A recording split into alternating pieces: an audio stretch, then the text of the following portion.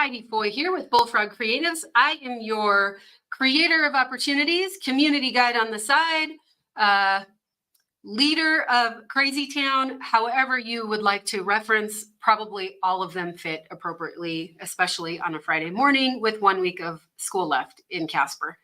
But enough about that. You guys, countdown to CNFR. The end is near as far as the countdown is concerned, but we do have a couple more weeks left till the college finals kicks off. Saturday, the 8th is the check-in, and I will tell you, we'll probably start seeing trucks and trailers start pulling into the Casper community. I'm going to say it could be as early as even the 3rd, 4th, 5th, definitely the 5th. Arena setup will begin. All the things are going to begin pretty quickly in the next couple of weeks. So it'll be here in no time. Want to give a shout out to our partner this year, Visit Casper, bringing us the countdown and bringing us the Visit Casper CNFR morning show, which I'm going to be honest, I have been in a closet in the event center, the Ford Wyoming Center for the last several years. So they're going to put me out in public, which I feel like is a risk for everyone involved. But we're excited to go live at Lou Talbert's downtown Casper during the CNFR. We're going to have the morning show down there. I'm going to line up some autograph sessions for you guys.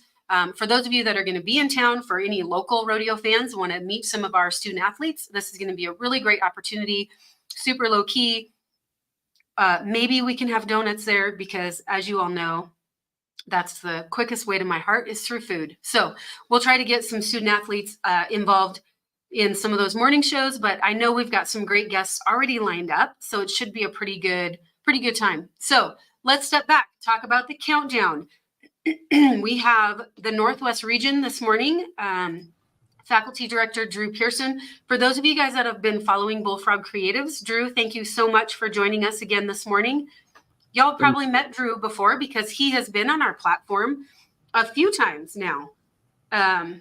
So welcome and thank you for joining us. Thanks for having me. So we're pretty excited. The weather, I would say, I feel like I always talk about the weather because everybody is coming from a little bit different part of the United States. And so I do think the weather plays into it. I feel like we have Northwest weather lately. It's been overcast and rainy. So hopefully you don't bring any more of that with you.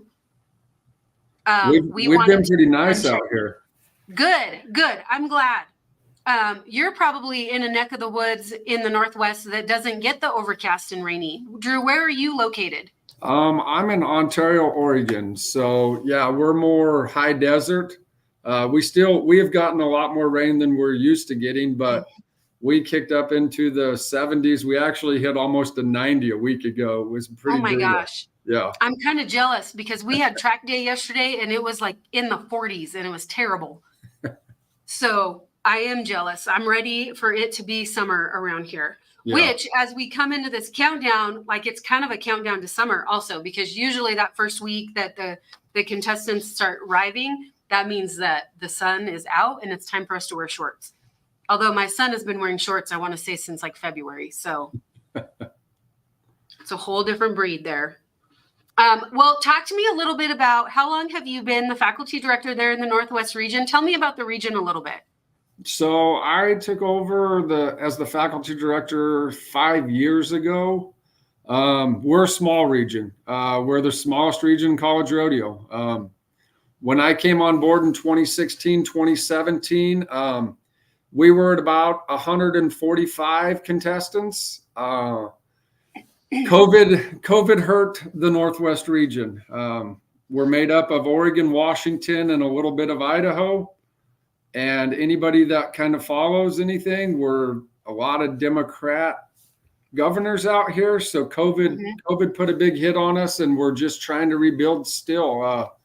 This year, our numbers were way down, and we're working on recruiting. That's a big mission for the Northwest right now, is recruiting as a whole. Yeah, absolutely. So I'm going to kind of go through, I have the NIRA page pulled up, and I'm going to run through some of the colleges that you guys have, or all of the colleges that y'all have. In Pendleton, Oregon, there we have Blue Mountain Community College. Lassen College, which is in Susanville, California, right at the uppermost piece of California there.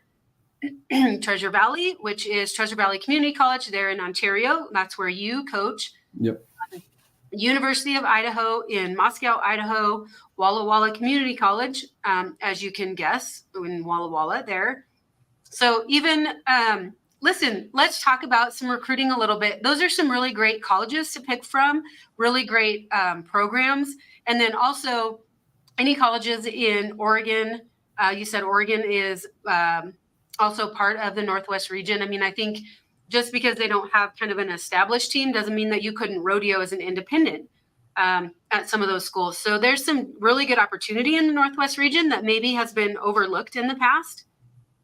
Yeah, no, we have a lot of independent rodeo athletes. Our region was made up of a lot of independents.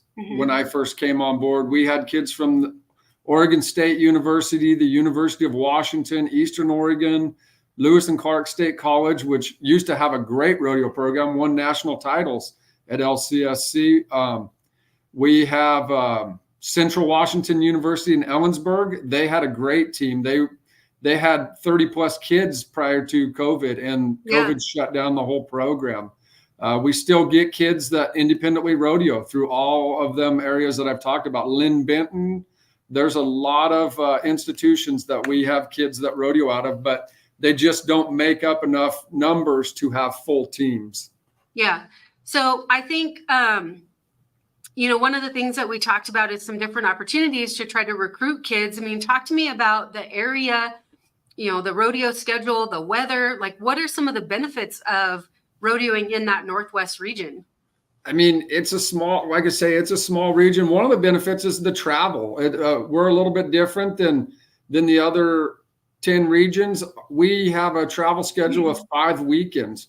We're trying to play around with that a little bit and maybe change it up, because we've heard that that's why some of these local kids are not staying local, because they want to go to more events instead of just our 5 double headers. Right. So we're kicking around some new options of maybe doing some one header, longs and shorts, and maybe stretching our season out a little bit. One of our biggest challenges is out here in the Northwest. We don't start school. We're trimesters, so the majority of us don't start school till late September. And anybody that's been out here in the Northwest, you understand that about the first part. You have about the first 2 weekends in October.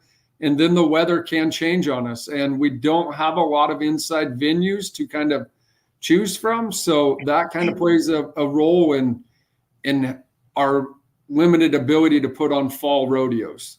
Yeah. Well, and if kids aren't even starting school until later September, then they're not there when the weather is good. So, I think just like we're doing right now, education is going to be really crucial to talk about.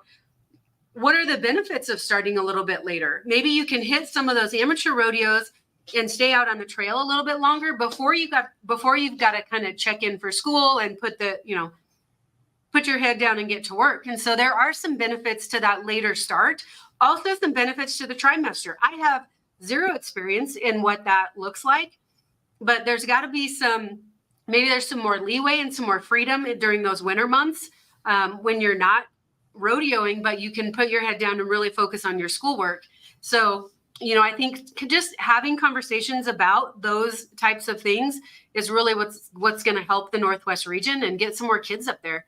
You named a lot of really great academic programs and schools that are known for really great academic programs that still have kids that are rodeoing independently. And I think, that's certainly a conversation that that I've not talked about. Like, what does it look like to rodeo independently? And so, there's, I might kind of take that on and really start having those conversations. Obviously I feel like it's a little easier for a student athlete to rodeo at a college that has a program, but not absolutely necessary. Yeah. And we don't talk about that a lot. So I'll kind of put a pin in that for myself to come back around to and talk more about that, especially in the recruiting community, because, when you have kids that are looking at, especially like Oregon State, some of those bigger colleges that you talked about, they certainly are dialed in to programs that are available at those schools. And then when they find out that there's a rodeo program, they just don't understand that they can still rodeo independently. Yeah. No, I think So- I think we need to do a lot better job of letting kids know that even if you go to them other institutions, that you can rodeo, you know. There's a little more cost involved, but I'll be honest, a lot of our students that have rodeoed independently, we had a girl that made the college national finals last year from the University of Washington, which that's probably the first time ever from the University of Washington. And they backed her and they helped her because she was on a national level showcasing the University of Washington. So they helped cover some of them costs. And that's the nice thing about some of these universities out here. Boise State University, Washington State University, University of Washington, they've all kind of back these kids when it comes to that big moment and that big time.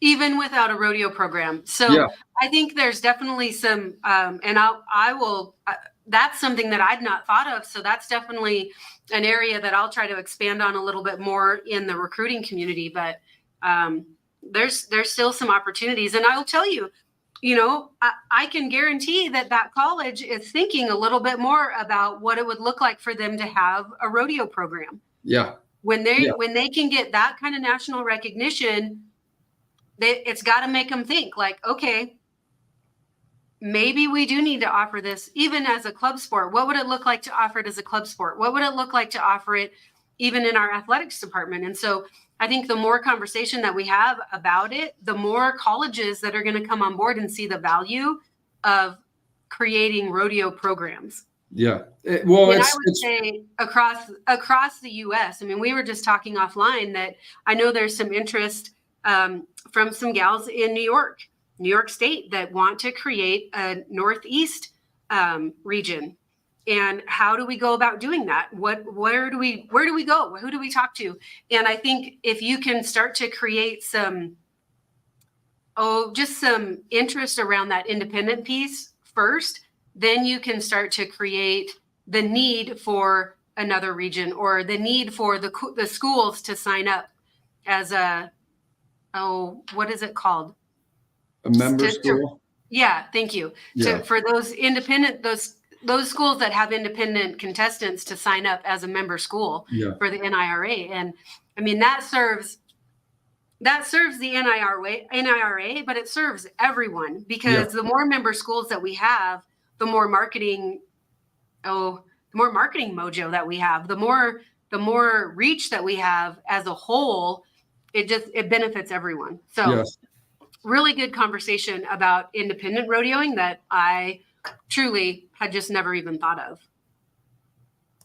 Well, enough about that. And we'll continue to have these conversations because I do feel like there's some definite value as far as what the Northwest can offer a student athlete. So we'll continue to have these conversations about what it looks like to get more kids to rodeo up there. But for today, I don't want to be I can go off on tangents, so I don't want to get too sideways here, but let's talk about your region. So you did mention that you guys kind of cram all those rodeos into a spring season, double headers in 5 weekends. And let's talk about the results from your region.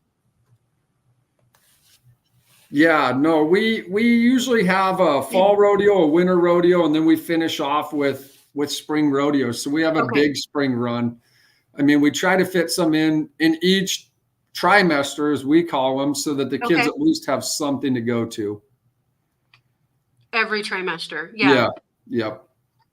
All right. Well, let's talk about the men's team. You know, we've talked about this off camera before, that Treasure Valley makes up a majority of your program, makes up a majority of the contestants in the Northwest region. So I'm not surprised to see here, well, we can see them both. Not surprised to see Treasure Valley taking #1 for men's and women's team. Let's talk about some of the contestants that you guys are going to be bringing. So like on our men's side, it's possibly the strongest set of contestants that I've ever brought out there since I've been here in my 7 years. I've got a young man, him and his brother both rodeo for me. It's his brother's last year. They're from Burns, Oregon.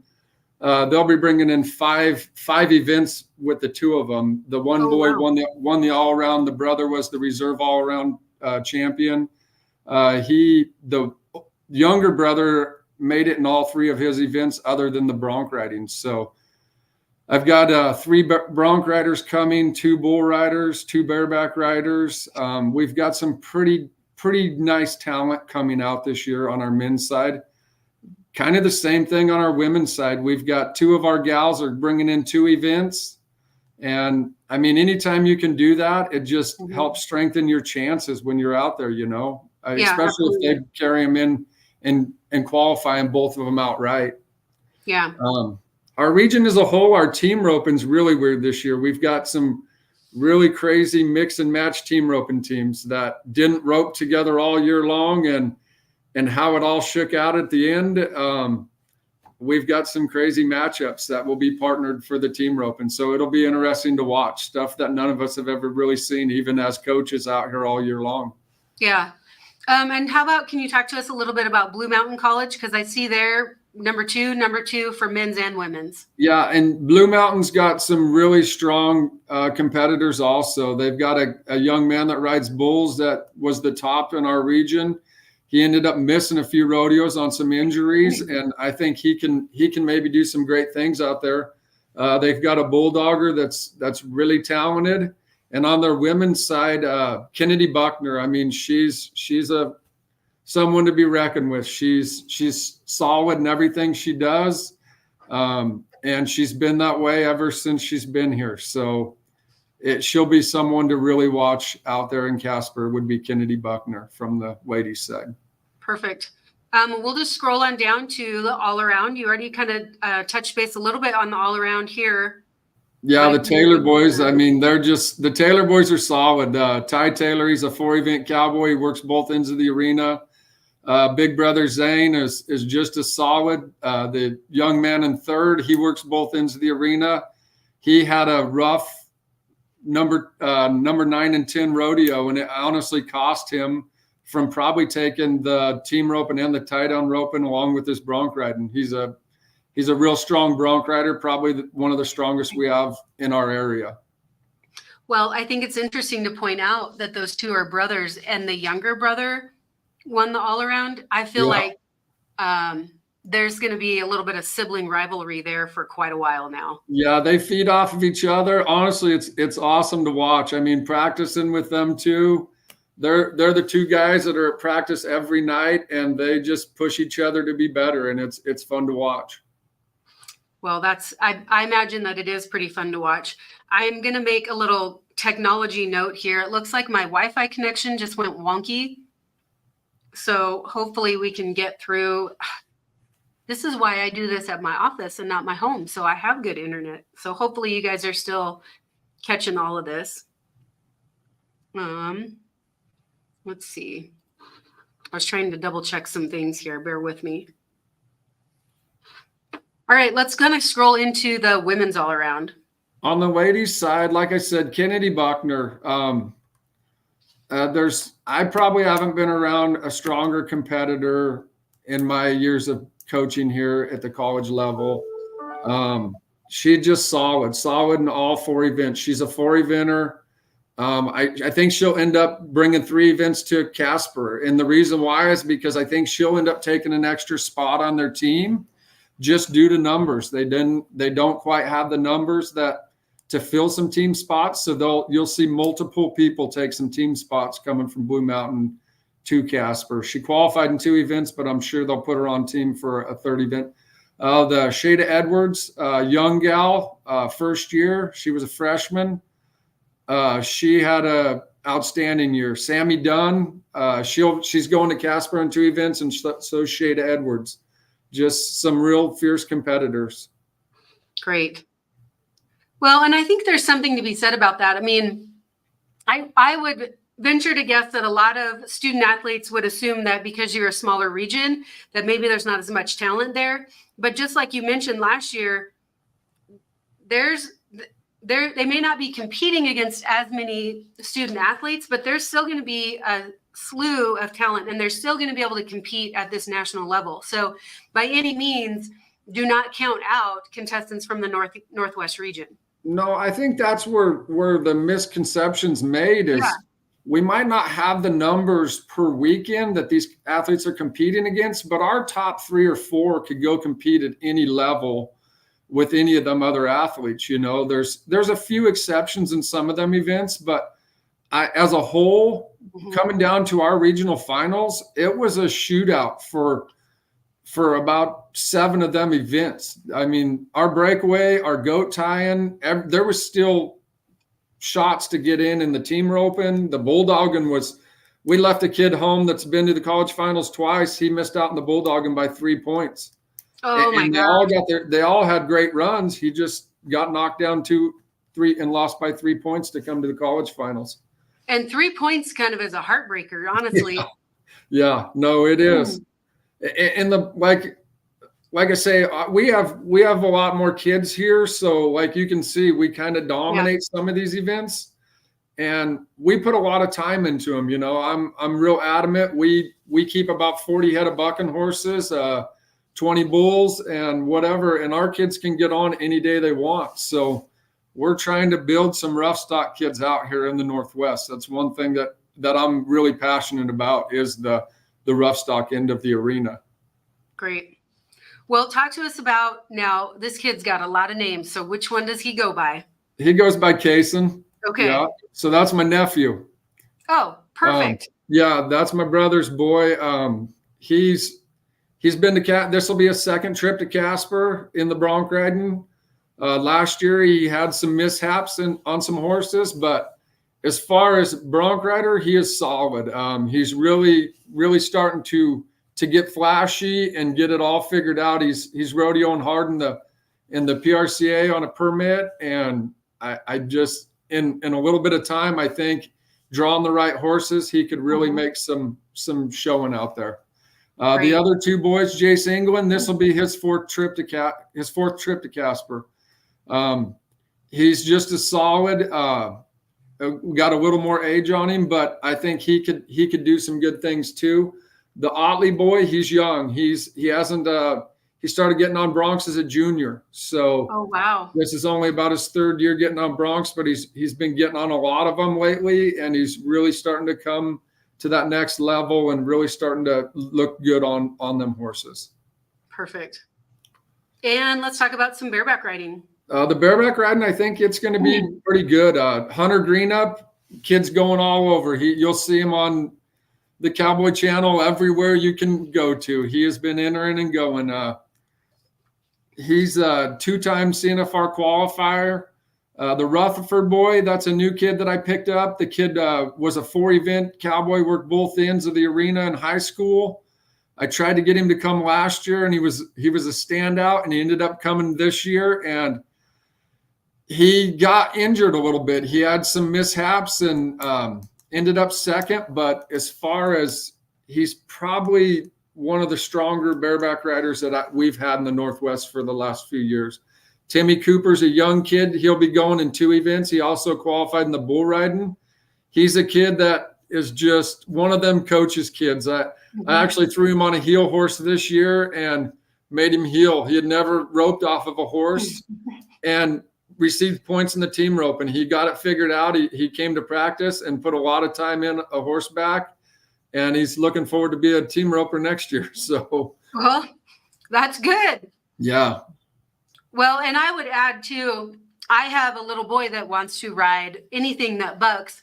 And I told him that he had to learn how to ride a saddle horse before he could learn how to ride a horse that bucked. And so I feel like even though they're very different styles, there's still some skills that go across both ways. So, oh yes, yeah, for sure. The bull riding, like I said, the Buchanan kid, he's strong. His grandpa owns an amateur rodeo company out here in the Northwest. Been around livestock, been around rodeo his whole life. Like I said, he had some injuries that kind of plagued him throughout the year, and he had to set out some rodeos, but he dang sure can ride just about anything you run underneath him. Zach Gerhard, that's a young kid. He's a little older, but as far as young and rodeo stature, this is only his 2nd year riding bulls. He fared pretty well. I didn't know what we were going to run into, but he had a really good year. Very cool. All right. Tie down roping. Tice Heiner, young kid from Walla Walla. He's actually my student director. They train a lot of good horses out here in the Northwest. Him and his dad. He put together a whale of a season. Like the tie down roping was a shootout till the end. Yes. But the top four were back and forth. It changed about every other rodeo on who was setting first, and it came down to our regional finals to set who's going. And honestly, the top four I think could go compete on that next level anywhere. Very cool. And I think we probably talked about all of these guys already. Yeah. Yep. And Zane. How about some steer wrestling? The steer wrestling we started out with 12 steer wrestlers in the fall, which was awesome for our region. And we kind of lost some of them kids due to some grades and some of them other issues that you can run into. Yep. The steer wrestling was one of them ones that was a shootout. It was a real shootout for that third, fourth, fifth, trying to get to the college finals. And like I say, there was that 3-point, the Taylor boys, they're solid. Cord Gomes, you see him a lot on the Cowboy Channel. The guy bulldogs exceptionally well. Good young kid. I think he could do really well back there against them other contestants. Well, and I'm not going to lie. I'm kind of glad to see the older brother. Yeah. Zane snuck in and beat him by a little bit there in the steer wrestling. And that's been a funny subject. Yeah, I bet it has. I can only imagine. All right, team roping. So you did say that the team roping got a little wonky. So explain to us. So if you kind of look at how this is laying out, our number one header, she does not line up with the number one healer. Sammy Dunn kind of had some partner switches throughout. She roped with somebody all different in the fall. And then he went ahead. He's in our pilots program, and it kind of went from rodeo to helicopters. So he kind of threw him off. So he wasn't able to come back in rodeo. So Sammy, she roped with 3 or 4 different partners this year. Ended up winning the region, which was totally great on her part. Caden Marker, he didn't qualify with his original partner. His original partner had some grade issues, I believe, and was unable to finish the season. So now in the team roping, the first place header ropes with the first place healer, or do they get a pick? So if you come in the top 3 and you're not partnered with them, you can get your partner however you want. So like Samantha Dunn's going to rope with our Ty Taylor. And Ty ended up 3rd on the healer side. And so Sammy Dunn will pick up Ty Taylor. The Lassen girl will pick up this Lassen girl. And then that leaves Taylor Jones and Caden Marker will rope together.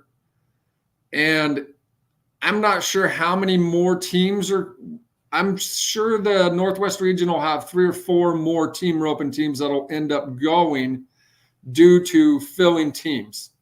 So just for clarification for me also, do they have to pick between the 3 qualifiers, or can they pick someone below 3? So when they go to fill their team, they have to be above the 30% line. So you would figure out how many teams got points divided by the 30, and that's going to give you a line. So then they could start filling their team with them that are above that 30% line. Okay. So the Scovegard boy, I'm pretty sure he's going to the college finals to be part of that Blue Mountain team, because you have to have 6 men and 4 ladies on your team. So they'll start picking. I mean, I think this is a really unique situation for the qualifiers to not have qualified with their partner. So for the qualifiers, do they have to pick between 1, 2, 3, or can they pick above that 30% line? Nope. They got to stay with 1, 2, or 3. Them 3 all have to somehow rope together. Your top 3 that made it have to rope with somebody that made it automatic. So, I mean, you guys probably knew this was coming.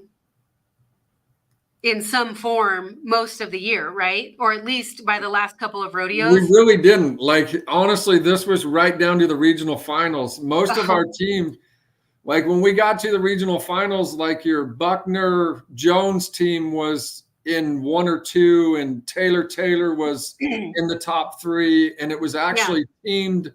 It was teams that was in the top 3. Yeah. And And we then just it just had, went sideways. yeah, we had some crazy team roping at the regional finals that blew it all up. Man. Well, that's cool. I mean, so from the coaching standpoint, then you've got 3 people that have never roped with these 3 people, or if they have, it's been. You've got the one team from Lassen. Them girls roped together all year, and it just was weird how it ended up, how the one was third and the other one won it. Yeah. So that would have been one team that roped together all year long. Okay. Huh. That's interesting. So now what are these?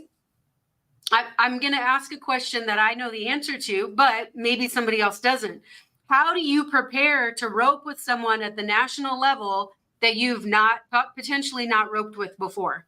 So my kids, they're roping together on a nightly basis. I mean, Sammy Dunn's going to rope with Ty Taylor. So they're actually getting to rope together. We practice together all year long. They kind of know each other's styles anyways. So I'm not sure what the number 2, and I think it's number 2 and number 2. So the marker, and I'm sure that they're close enough. Wall, Blue Mountain, it's close enough, and they'll probably have ran some steers together and practiced. Yeah. I mean, that's what we try to do. Yeah. I mean, Sammy Dunn, I'll use her for instance. Even there towards the end of the season, when she picked up another healer, she was making drives to Blue Mountain Community College to rope with this young man that she picked up as a healer so that they could kind of gel and mesh. Yeah. I mean, that's one event that as a healer or even a header, like there's a lot more things that you don't have control over, because not just your horse or the draw, but another human and their horse has to come into the picture. And so, depending on how strong your head and horse is, how quickly you come out of the corner, how quickly you're pulling, like there's some really different pieces that come into that. So it is important, obviously when you go to a team roping, you haven't roped with everyone in a draw pot, but it's a little bit different than a rodeo run. And so I think that any opportunity these kids get to rope together, there's just that much more that they can learn about each other and about, how their horse is going to mesh with that horse and how their roping styles are going to mesh. So I think it's going to be really interesting watching them rope together. Yeah, no, it's going to be an interesting CNFR for the team roping aspect out of the Northwest. I do agree. Well, I will tell you, it's usually interesting team roping at the CNFR anyways. So we'll just add another piece into it. Yeah. All right, barrel racing. So the barrel racing, it was another one. I mean, that the number 1 spot was kind of sewed up there for after about the 8th rodeo, but the 2, 3, 4, 5, 6, it was kind of a shootout. The barrel racing got really good. The Caitlin Hurl from the University of Idaho and Lauren Riney, this will be their first trips. I'm excited to see them. Caitlin Hurl rides her and her sister both rodeo for the University of Idaho, and they probably have the neatest horses in the Northwest, in my opinion. They do every event on the same horse. The 2 sisters, both their horses are just kind of neat horses, and that little horse really eats up the barrels, and I'm excited to see it in that little venue. Lauren Riney rides a great horse too, and she's a good horsewoman, so she'll be fun to watch.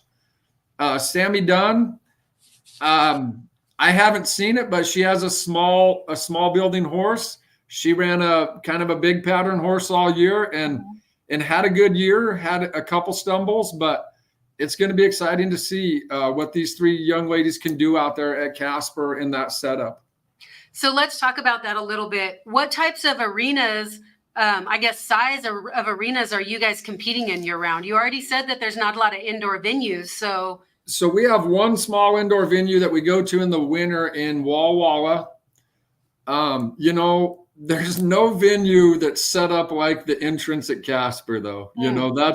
That's the biggest thing as a coach, and what you try to kind of tell these kids that have made it is it's going to be a whole different monster when you come down that alley and you're trying to come through head and box and get lined up, because they cannot see that for, your first barrel's blind. It really is.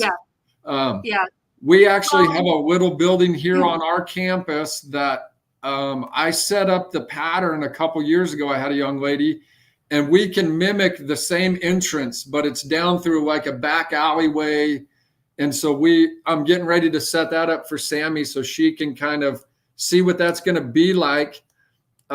It's just, I don't know, like we don't have nothing like that arena set up. Well, and if you really think about it, kind of thinking back to my barrel racing days, I really tried to keep my horse moving the whole time. Like before, we might sit for a little bit and I'll stretch him out and do some mental stuff, but very rarely would I just sit until my run. And when you come down, I mean, you're exactly right. When you come in that alleyway, there's no room. You can't go right, go left, go right, make sure he's responding to your legs. Like you can't really work on anything. Also, there's horses coming in and there's horses coming out at the same time. So you almost have to work with your horse to be able to just sit still. And I mean, I'm going to kind of say the elephant in the room. Barrel horses aren't known for being the nice, calm, and quiet ones. And neither are the goat tying horses, quite frankly. So that can be a little bit different environment if they've not been to Casper before. Yeah, no, I agree. I think it's always interesting to be in that tunnel or be down there on the ground and see what's going on, because people don't understand how that all flows and how it works. And it's a crazy monster down there. Also, interesting might not be the word that I would use. I don't know that I've tried not to be in the alley during the barrel racing, and I've learned that it's probably more dangerous during the goat tying. So any coach that is down there, I feel like is taking their life into their own hands. Yeah, there's some of them that you have to help lead in. Yep. So let's talk about breakaway roping next. The breakaway roping, it's going to be good. Shada Edwards, like I said, she's a freshman this year. Our breakaway was tight. It was solid. The girls roped really well all year. You can see there's not a lot of points put up, but there was a lot of points through different girls. So, yes, and we haven't really had that in the past. So it was kind of interesting to watch our breakaway this year. It was fun. Shada Edwards, like I said, she rodeos really hard in the summer. I think Casper's kind of going to be her setup. Her and our number 2 girl that are going, Shaylin Workinger. She's a 2-time Oregon state champ, been to the high school national finals. This will be her first trip there. I'm excited to watch her. I think it could be Shay's setup too. She gets rid of it fast. They don't take a lot of time, and they'll get rid of it right there. Taylor Jones, she's good too. She's solid. Good to watch. I think all 3 of them girls will have a chance to make some noise back there. Very cool. All right. Speaking of crazy goat horses, let's wrap up our results with some goat tying. The goat tying is probably my favorite event to watch in Casper. We've got some good goat tires going. They'll have to really lay down some great runs to be in the mix back there. I mean, it's just the way it is. Kennedy Buckner, she had a great year. She's solid. She's been to the Casper and the goat tying. I think this will be her 3rd trip. Madison Bumberger, this will be her first trip to Casper, so it'll be something new for her. And like I say, it's kind of different, you can't really explain it to these kids. So after that first run, then maybe they can make some changes if stuff don't go right. Shada Edwards, solid. Like I say, this will be her first trip. She's dang good. And I actually, number 4 will be going on our women's team, M.A. Gurin. This is not her first trip. She's actually won rounds at the CNFR in the goat tying. Okay. So she already knows what to expect. Yeah. Last year, she hurt her ankle, and it kind of cost her. She ended up drawing out of one of the rounds in the goat tie, and she went in 2 events last year. But I'm excited to watch Emma. This is her last college final. So she'll be a good one to watch, I think. She's going to lay it all on the line. Yeah, for sure. Well, so just a couple of questions. Let me pull this out here. One of the things that we've talked about in some of the other regional countdowns is that they're seeing numbers in breakaway roping go up. The points spread in the breakaway roping itself is already telling us that the breakaway roping is, well, it's wolfy all the way through. I mean, any one of those contestants could have easily separated themselves from the pack, but that just goes to show you that the talent runs really deep through the region. Have you seen numbers increase in your breakaway roping? Yeah, our breakaway numbers are probably our biggest increase, I would say. And I agree. Like, I can remember past years where we might only have 16, 14 girls that get points. Mm-hmm. Now we're getting down to the 26, 28 girls that are receiving points. And yeah, it's the breakaway roping's great to watch. I mean, it's a great event. It's good for rodeo. Well, and that's also one of those events that just because the region is the smaller one doesn't mean that the talent is also, minimal, because those breakaway ropers and all those contestants are traveling everywhere to go. And breakaway ropers especially, there's so many more opportunities that we're going to see those names on the Cowboy Channel just as much as we're going to see some of those men's names. Well, Kennedy Buckner was the reserve champion last year at the CNFR in the breakaway roping, and we had our Northwest region was the third place girl also. So you're exactly right. It doesn't matter what the numbers are, where we're coming from. Them girls are they're traveling the miles just like everybody else, and they're roping against the best in the world. And you can see it as a whole in their performance day in and day out. Yeah, perfect. Well, Drew, is there anybody else that we didn't mention that we should probably keep our eyes open for at the CNFR this year? I think we mentioned almost everybody. Like I want to give everybody a shout out from the Northwest that made it. We love Treasure Valley Community College, but I'm all about the Northwest region. My kids and my wife go every year with us, and they'll have Northwest region signs. Like, we want to promote our area. It's a great area to come and rodeo and go to school and get the degree from. So, absolutely. Even if you don't want to come to Treasure Valley, I'd love to have you come out and go to Walla Walla or Blue Mountain or the University of Idaho. We have some great opportunities for youth. Yeah, perfect. Well, we'll definitely keep talking about that, Drew, and talking about the opportunities in the Northwest region. Before we go, I just want to thank you. Thank you for your time this morning. And we'll see you in just couple of weeks now. Yeah. Thanks for having me. Yeah, no problem. You guys travel safe, and we'll see you soon. All right. Thank you. All right, you guys, thank you so much for joining us live. If you have any questions about any of the regions for the NIRA, for the National Intercollegiate Rodeo Association, you can always check out collegerodeo.com. But also reach out to me, reach out to the coaches. You can DM me. We can make some connections for you guys. That's kind of what we're all about here, is just building relationships. Speaking of building relationships, we want to give a shout out to Visit Casper. For those of you guys that may not know this is the 75th annual College National Finals Rodeo, and we are celebrating this year 25 years in Casper.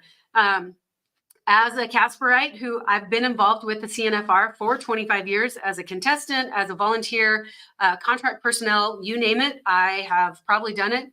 I will correct that. I have never opened the outgate for the rough stock events, and I don't ever want to do that.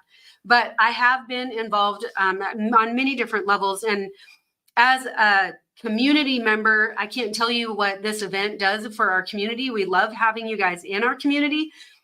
And as kind of a show of good faith, Visit Casper has sponsored our platform to provide what I have lovingly termed CNFR shenanigans.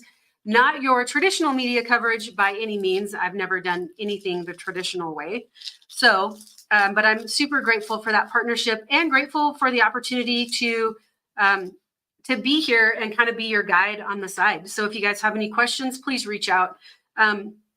Next week, we will be taking Monday off, as many of you will be as well. We will be back Wednesday, and You're going to want to tune in. The countdown is coming to a very close end here coming up. So don't miss any of the action. We'll see you guys next week. Have a wonderful Memorial Day weekend.